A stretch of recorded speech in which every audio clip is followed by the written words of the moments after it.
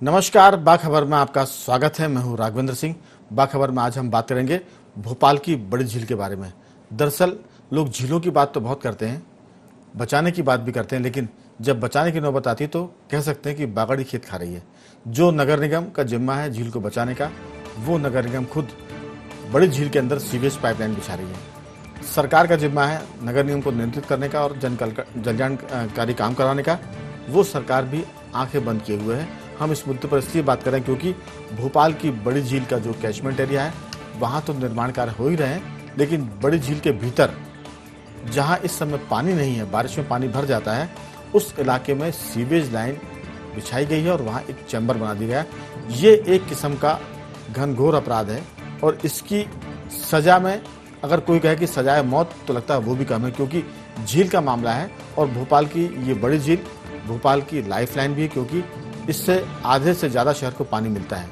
हम इस मुद्दे पर इसलिए भी बात करना चाहते हैं क्योंकि एक ज़माने में जापान ने लगभग 250 करोड़ रुपए इस झील को बचाने के लिए दिए थे। तो देश तो क्या विदेशी तक इस पर चिंतित है, लेकिन हम है कि इससे रोज़ मार रहे हैं और इस मुद्दे पर जागने का नाम भी नहीं ले रहे हैं। इस महत्वपूर्ण मुद्दे पर हम चर्चा करेंगे। स्टूडियो में हमारे साथ 3 विशेष मेहमान मौजूद हैं। मध्य प्रदेश के वरिष्ठ पत्रकार श्री मिलिंद कुलकर्णी जी, पर्यावरणविद श्री उमाशंकर तिवारी जी और समाज सेवी कमल राठी जी। आप तीनों का बहुत बहुत स्वागत है। सबसे पहले तिवारी जी, मैं आपसे इस चर्चा की शुरुआत करना चाहता हूँ।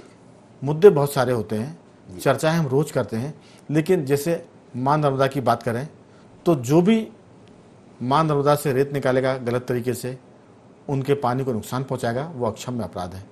भोपाल राजधानी है और बड़ी झील यहाँ की लाइफ लाइन है। पेयजल व्यवस्था यहाँ से होती है कई सालों से। अगर उसको कोई नुकसान पहुंचाएगा, उसको भरेगा, यहाँ तक ठीक है, लेकिन अब उसमें मैला जा रहा है, सीवेज लाइन बिछाई जा रही है। पहले तो नाले नालियाँ जाते थे, अब बकायदा ले जाया जा रहा है, वो भी लाखों करोड़ रुपए खर्च करके। आपकी इस पर क्या टिप्पणी? सर, ये बहुत अच्छा विषय है। इसके पहले मैं आपको इस विषय को लाने के लिए बहुत बहुत धन्यवाद दूंगा, आपके चैनल को और आपको अब इस सोच को। और ये भोपाल शहर की आम जनता की पूरी लाखों की आबादी को इसके खिलाफ एकदम खड़ा हो जाना चाहिए कि सीवेज का एक बड़ा टैंक हम बनाते जा रहे हैं। वैसे भी बड़े तालाब में 13 लाख लीटर रोज जाना सीवेज मिल जाता है और अन्य नदी जो नालों के तहत या गंदगी आ रही है वो तो उसमें हो ही रहा है। और हम लोग जो आम जनता भी उसमें अपनी गंदगी फेंक देती है, जबकि रोक है, उसमें रोक के बाद ये हो रहा है। ये बड़े दुख की बात है। और जहां मैं समझता हूं 1919 में 50 से 60 हज़ार आबादी थी, वहां आज 25 लाख की आबादी, और 1000 साल पहले इसको बनाया गया। और 1000 साल पहले जब राजा भोज जी ने इसका निर्माण कराया था, और उस समय उनकी सोच कितनी अच्छी रही होगी, जब बहुत कम आबादी थी लेकिन तालाब बहुत बड़ा था और जो जिसका दायरा आज सिकुड़ता जा रहा है। इस तालाब में मिलने वाले सीवेज को तो तत्काल रोकना चाहिए।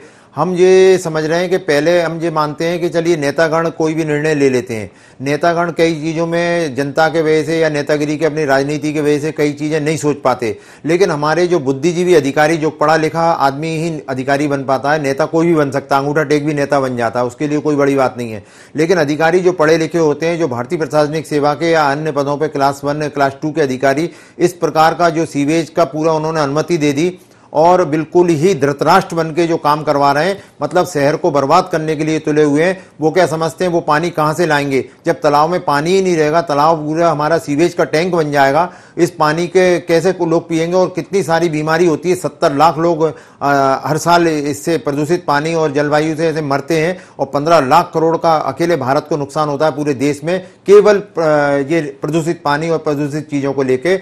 और तालाब को एक इन्होंने मनोरंजन का साधन बना दिया है, उसमें क्रूज चल रहा है, उसमें अभी उन्होंने बोला कि इसमें सिनेमा घर बना दिया है बोट क्लब के पास। तो ये क्या है? इसे क्यों नहीं जनता रोकती? और कहां चले जाते हैं वो लोग जो कहते हैं कि हम पर्यावरण की रक्षा करते हैं, हम पानी को बचाएंगे, और पानी के लिए बड़े बड़े सेमिनार होते हैं, बंद कमरों में, एसी कमरों में सेमिनार हो जाते हैं और सेमिनार करने वाले बड़े बड़े पुरस्कार ले जाते हैं। लेकिन तालाब और नदियों को बचाने के लिए आज भी पीछे है। हमारी लाइफ लाइन कहने वाला ये तालाब और हमारी नर्मदा माँ। बड़वा में कल का ही एक फोटो आया था, मैंने देखा, उधर मुरैना में कुएं सूख रहे हैं, इधर बड़वा में सूख रहे हैं, वो उज्जैन में कीचड़ से स्नान कर रहे हैं। तो हम जा कहाँ रहे हैं? किस तरफ हमारा सोच है? हम कहाँ कब सुधरेंगे? अभी मॉरिशस के प्रधानमंत्री आए थे कोविंद जी, और उन्हें कुंभ में आचमन करके निकल गए। ये हमारे लिए बड़े दुर्भाग्य के दिनों की शुरुआत हो चुकी है। इसको रोका जाना चाहिए। एकदम। आपने कहा कि मनोरंजन का साधन बन रहा है बड़ी झील। बेशक बनाए। मैं बात करूंगा नैनीताल, या जो नैनीताल में है, नैनीताल की झील, माउंट आबू की नक्की झील की बात करेंगे।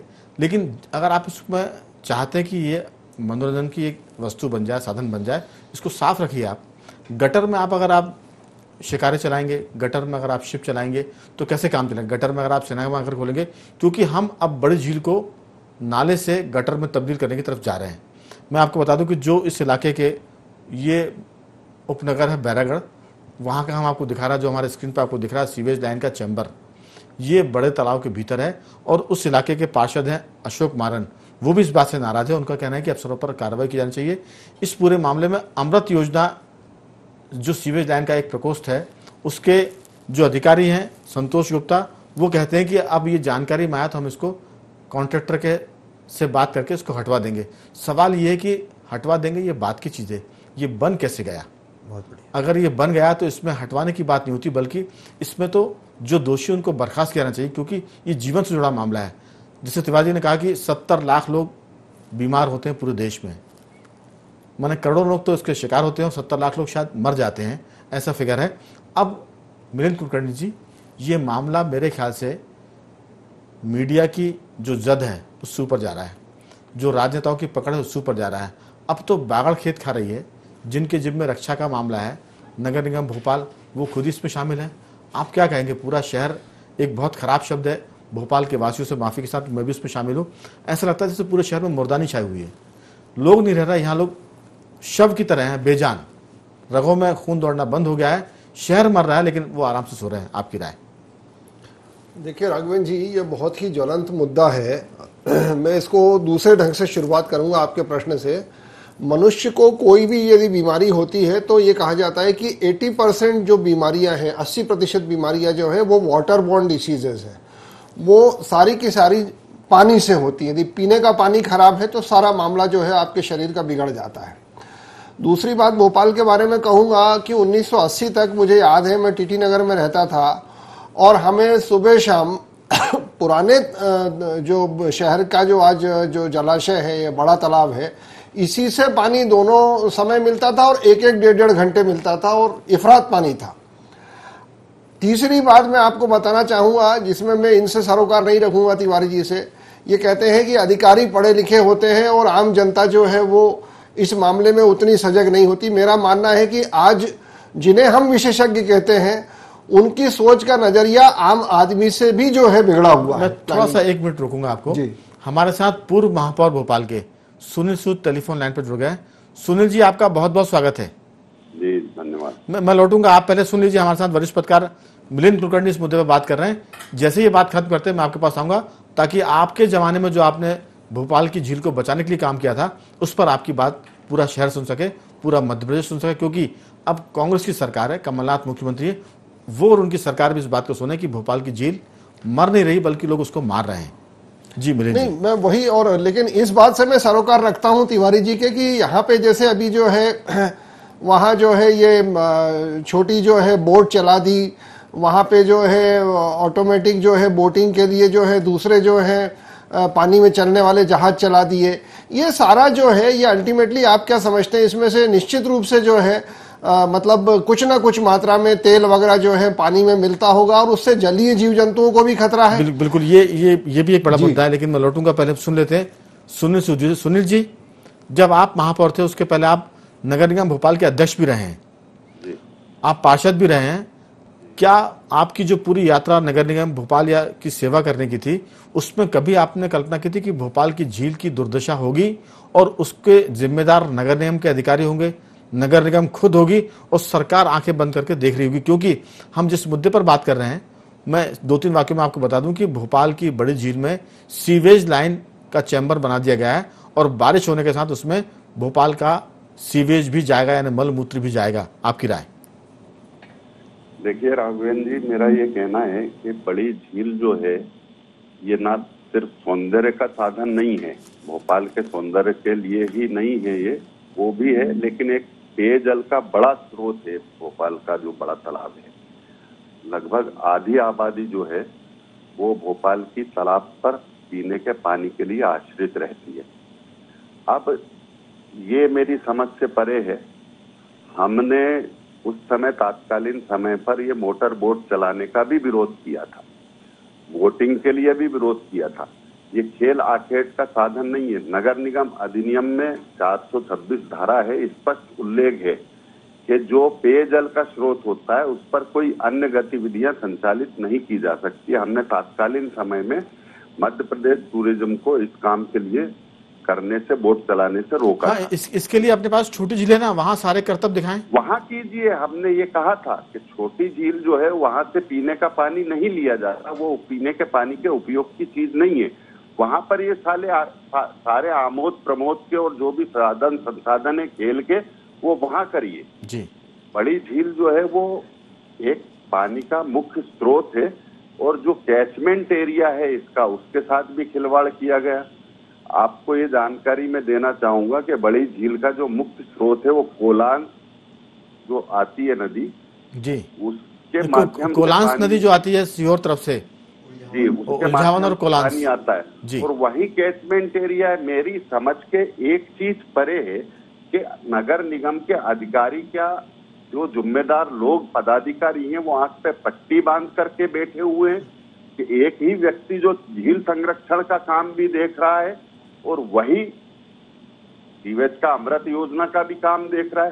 क्या उसको इतना समझ नहीं है कि झील संरक्षण प्राथमिकता है भोपाल के लोगों के लिए, और जो अमृत प्रोजेक्ट के तहत उसने सीवेज लाइन वहां पर ला करके वहां पर चेंबर बनाया है, ये तो बिल्कुल स्वीकार योग्य बात हो ही नहीं सकती है। इसके लिए एक अगर अपन आम भाषा में सुनील सूद जी कहें कि फांसी भी कम है इस अपराध के लिए।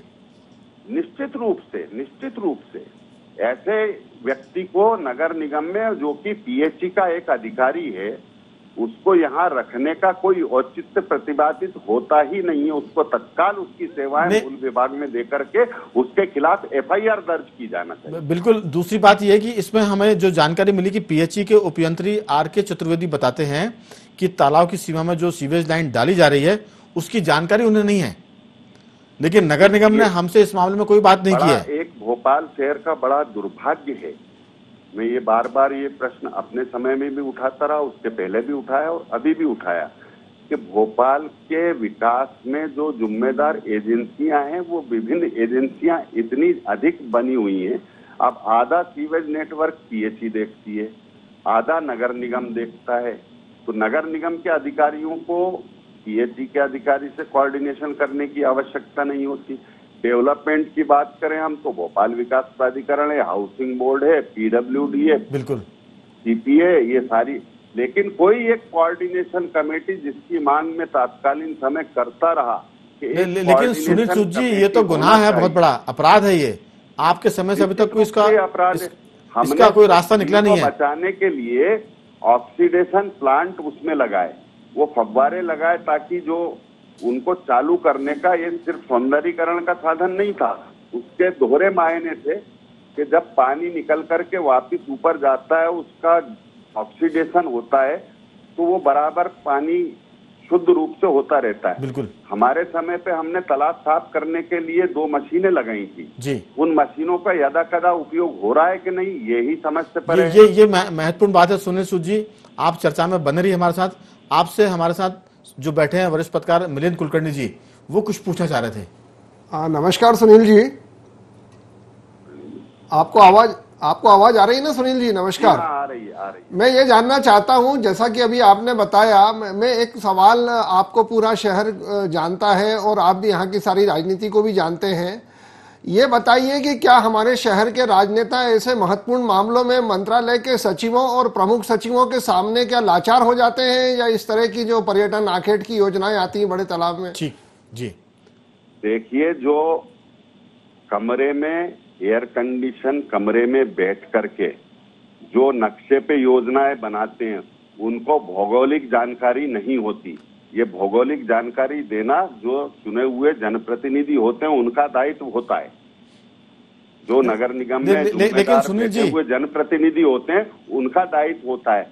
हमने हमारे समय पर टेबल पे बैठ करके योजनाएं नहीं बनाने दी थी। लेकिन ये सौभाग्य की बात है कि सरकार सुनील जी आपकी है, मुख्यमंत्री जी आपके हैं जी, और मंत्री पूरा आप इस समय भूमिका निभा सकते हैं? वरिष्ठ स्तर पर उठाएंगे, निश्चित रूप से उठाएंगे, और जो भी इसके प्रति दोषी लोग हैं उनके प्रति हम कार्रवाई करने के लिए बाध्य करेंगे सरकार को। बिल्कुल, आप चर्चा में हमारे साथ बने रहिए। हमारे साथ कमल राठी समाज सेवी हैं, वो भी कुछ भोपाल की झील को लेकर उनके पास भी वृहद जानकारी है और कुछ चौंकाने वाली जानकारी भी आपसे शेयर करेंगे, आपसे पूछेंगे भी, क्योंकि आप भोपाल के प्रथम नागरिक रह चुके हैं और आपकी बात में वजन भी है और आप कुछ कराने की स्थिति में भी शायद भोपाल का कुछ कल्याण हो जाए। कमल राठी जी। वैसे मैं एक तो जानकारी में ये रखना चाहूँगा कि ये लाइफलाइन से भोपाल के लिए नहीं है, ये एक विश्व की धरोहर है, एक भारत की शान है, क्योंकि ये रामसर साइट माना गया है इसे, और उसके सुरक्षा के लिए पूरे दुनिया में विश्व लेवल पे इसके लिए कानून बनता है। भारत की सरकार ने 2010 से इसके लिए कानून बनाया हुआ है, 2017 में उसका संशोधन भी किया है। उसमें इसके 50 मीटर दूर जो FTL लेवल है उससे 50 मीटर दूर तक के तो निर्माण पे टोटल ही रोक लगा दी गई है। उसके लिए एक कमेटी का फाउंडेशन करने का 2017 से गजट निकला हुआ है, लेकिन आज तक नहीं, लेकिन आपने जो बताया कि ये विश्व धरोहर है जी, ये ईरान में कहाँ इसकी बैठक हुई थी? ईरान में एक जगह है रामसर करके, वहां पर जो बैठक हुई थी पूरे विश्व के लोग वहां इकट्ठे हुए थे और वहां उनने चिन्हित किया गया था कि कौन कौन से विश्व में ऐसे तालाब या झीलें हैं जिनका संरक्षण की आवश्यकता है और जो दुनिया में मतलब हमारे लिए एक नैसर्गिक रूप से बहुत बड़ा गिफ्ट है जो अब हम बना नहीं सकते, अकल्पनीय है। तो ये वो चीज है और इसके संरक्षण के लिए उसमें भोपाल की झील को शामिल किया है। जी, भोपाल की झील भी उसमें शामिल है, मध्य प्रदेश की एकमात्र झील रही है जी।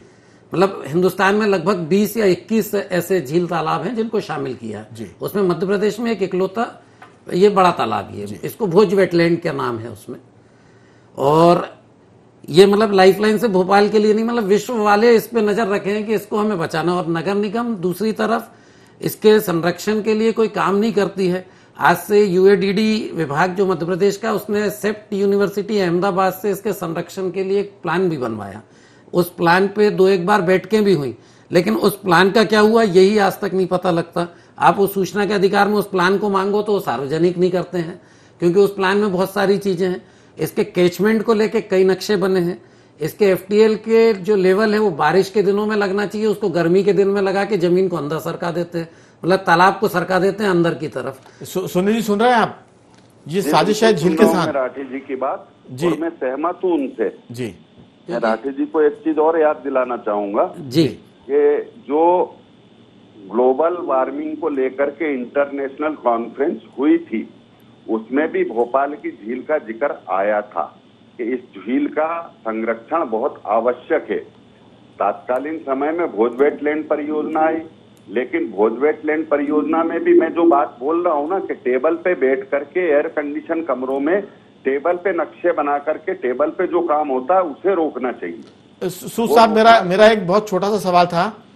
अगर नौकरशाही या अधिकारी या कोई नगर निगम जैसी संस्था गड़बड़ी करती है, चूक करती है, तो इसमें राजनीतिक जो जागृति है, जो सामाजिक जागृति, वो उसकी भूमिका कितनी होती? क्योंकि हम पॉलिटिकली सो रहे हैं, हम समाज के रूप में सो रहे हैं, पूरा शहर सो रहा है, कोई इस पर नहीं जागने को तैयार है कि भोपाल की झील को लोग खत्म कर रहे हैं, इसको गटर बना रहे हैं। आपकी इसमें क्या राय? क्या राजनेता सो रहे हैं और जनता भी सो रही है? मैं एक बात आपसे सिर्फ कहना चाहूंगा बड़े छोटे शब्दों में। आप बड़े वरिष्ठ स्तर के पत्रकार हैं और बहुत सटीक बातें और ज्वलंत मुद्दे आप उठाते रहे हैं, लेकिन इतना कहना चाहूंगा कि इस मुद्दे पर कोई भी सो रहा हो, लेकिन सुनील सूद जग रहा है।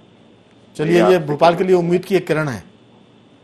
नहीं, अब वो मेरी जहां तक सीमाएं हैं वहां तक झील संरक्षण में मेरा योगदान रहा है और रहेगा, और इसको बचाना हमारा व्यक्तिगत एक व्यक्ति का नहीं, पूरे शहर के नागरिकों का, बल्कि पूरे आप तो भोपाल के नगर निगम के अध्यक्ष भी रहे हैं, महापौर भी रहे हैं, पूरा शहर आपके साथ इस मुद्दे पर खड़ा हो सकता है और IND24 तो आपके साथ है इस सवाल पर। नहीं, निश्चित रूप से इस मुद्दे को जो जिम्मेदार लोग हैं शासन में बैठे हुए वहां तक पहुंचाया जाएगा और उनको इस बात से अवगत कराया जाएगा और इस झील का संरक्षण, बल्कि इस मुद्दे पर तो हफ्ते भर का समय भी ज्यादा है, 2-3 दिन में उस पर मेरे ख्याल से अगर आपकी सक्रियता रहेगी तो कार्रवाई हो जाएगी। हमारे साथ उमाशंकर तिवारी भी वो आपसे कुछ पूछना चाह रहे हैं। नमस्कार भाई साहब। जी नमस्कार। मेरा ये था, अभी मैंने माननीय कमलनाथ जी से जब एक अखबार में जब उनकी डिबेट थी, उसमें मैंने जरूर उनसे कहा था कि हम जो अभी जब चुनाव नहीं हुए थे विधानसभा के, तब मैंने कहा था माननीय कमलनाथ जी से कि हमारे जो घोषणा पत्र आते हैं उनमें ही अब हम पर्यावरण और नदियों के संरक्षण को लेकर गंभीरता से बात करें। अभी उसको अगर हमने नहीं करा तो हमारे पास पैसा खूब होगा, किसी भी प्रकार से जो आ रहा हो वो पैसा होगा, लेकिन हमारे पास पानी नहीं होगा, क्योंकि 2050 तक आते आते 3 में से 1 को पानी मिलेगा और अभी जो पानी है मात्र 1.5% है और ये सारे लोग जानते हैं। उसके बावजूद इस प्रकार से सीवेज मिल रहा है। ये मैं चाहता हूं कि आप राजनीति में और आपको जितना अनुभव है और एक अच्छे राजनेता हैं आप, तो उसके हिसाब से आप भाई साहब इस पर कुछ कराइए। जी सूद साहब। तिवारी जी, जो आपने प्रश्न उठाया है इसको अपर लेवल तक ले जाने का दायित्व मैं लेने के लिए तैयार हूँ। और आपकी जो बात है और जो राघवेंद्र जी ने प्रश्न उठाया है, ये सराहनीय प्रश्न है। झील संरक्षण का जो एक बड़े तालाब हमारी धरोहर है, और ये जिस समय बड़ा तालाब की संरचना की गई थी उस समय आज के इंजीनियर नहीं थे, लेकिन जिस ढंग से इसकी संरचना की गई है उसको बचाने का दायित्व हम सबका मिलकर के इकट्ठा है, सामूहिक दायित्व है जी।